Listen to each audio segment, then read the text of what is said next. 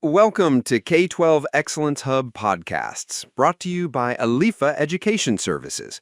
I'm Fred Chen, here with my colleague, Marcus Thompson. Hi, Fred. Great to be here. At Alifa, we're dedicated to helping families experience excellence and embrace opportunity. Today, we're diving into a really crucial topic for anyone considering international education in China, the IGCSE program. Right. It's such a foundational choice, one that really shapes a student's entire academic journey. Totally. So yeah, we'll be breaking down what parents and students ask us most, the top schools, the reasons some skip it, the debate over taking the exams, its core benefits, and of course, the most popular exam boards. So let's get right to it. Marcus, the first question on every parent's mind is, which schools in China truly excel at delivering the IGCSE program? An excellent starting point.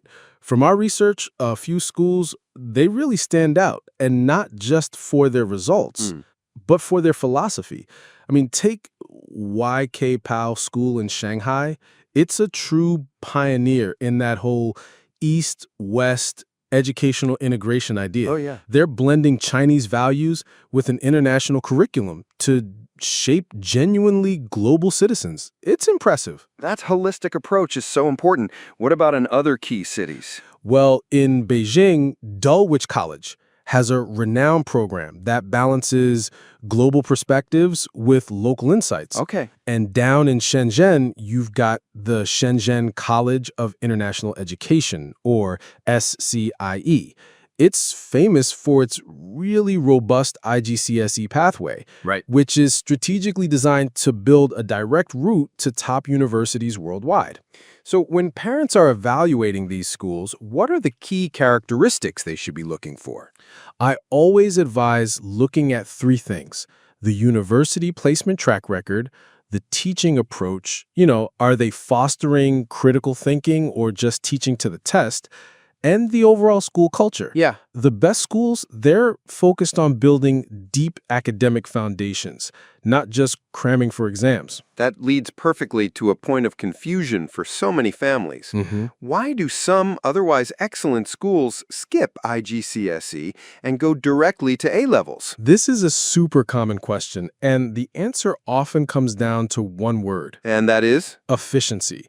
Since A-levels are the primary qualification universities look at for admission, Okay. they feel those 2 years could be better spent focusing solely on A-level prep. But there must be a trade-off, right? What are the potential drawbacks to that approach? Definitely. The biggest challenge is that A-levels assume a whole set of skills that IGCSE is specifically designed to teach. Like what? Things like independent research, extended writing, critical analysis.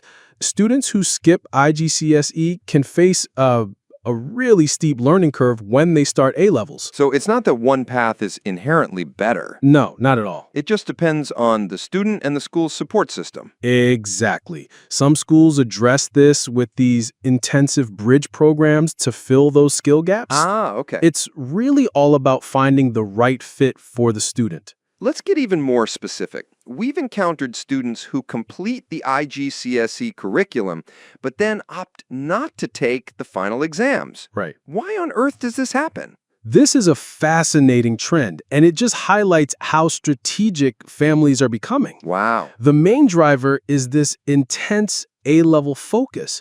The thinking goes, if universities only really care about my A-level grades, why risk putting a lower IGCSE grade on my record? That sounds logical on the surface. It does. But I suspect it's based on a misunderstanding of how university admissions actually work. You are absolutely right. We always counsel families that this is a mistake.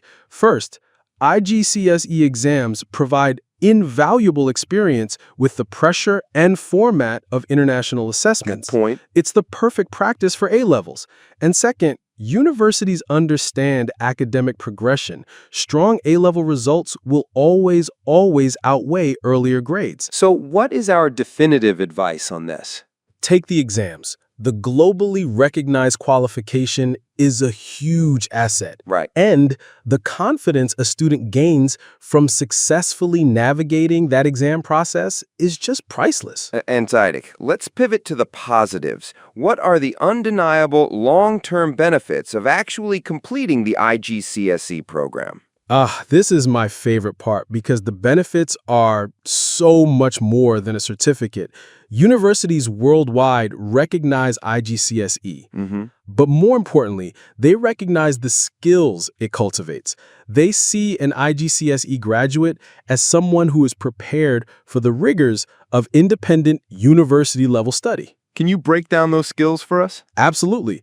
At the top of the list is critical thinking. IGCSE tests a student's ability to analyze, to evaluate, and to apply knowledge. Okay. Not just memorize it.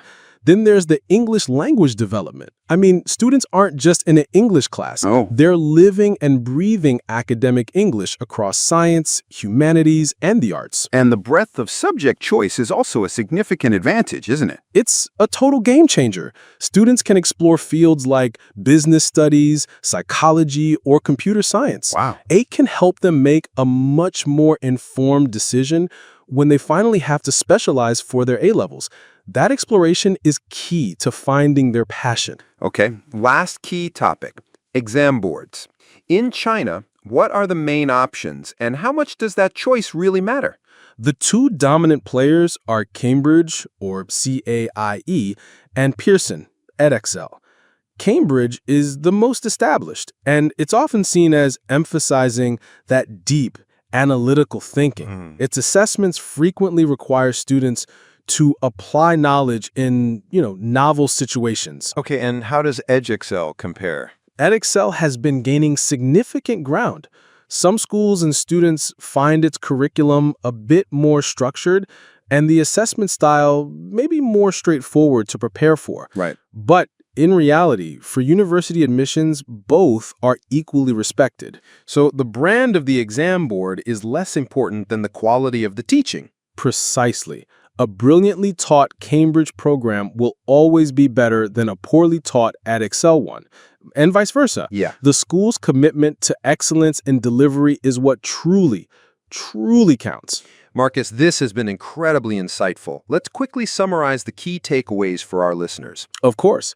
So first, China has outstanding IGCSE schools that offer a balanced global education. Second, skipping IGCSE is a strategic choice, but one with potential skill gaps. Okay. Third, we strongly advise all students to take the final exams for that invaluable experience. And fourth, the long-term benefits, critical thinking, English fluency, a global perspective, they're immense. And finally, when it comes to exam boards, Yes. the quality of the school implementation is far more important than the name on the tin. To our listeners considering this path, do your research, visit the schools, and don't be afraid to ask those tough questions. And remember, at Alifa, we're always here to provide personalized guidance. Thank you for joining us on this episode of K12 Excellence Hub podcasts. Our motto is experience excellence, embrace opportunity. Until next time, keep exploring and learning. Now, here's a little question we'd like you to think about. If education's true purpose is to prepare students for the future, how do you and your family balance that immediate goal of admission to university with the long-term goal of developing enduring skills like creativity and critical thinking? Where does a program like IGCSE fit into that balance for you? Take care, everyone.